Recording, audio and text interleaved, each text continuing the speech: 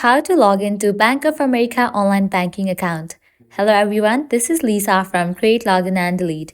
Now let's get started. Launch your preferred browser. Now type in Bank of America and search for it. With that, different website links will appear. Click on the very first one, bankofamerica.com, open it.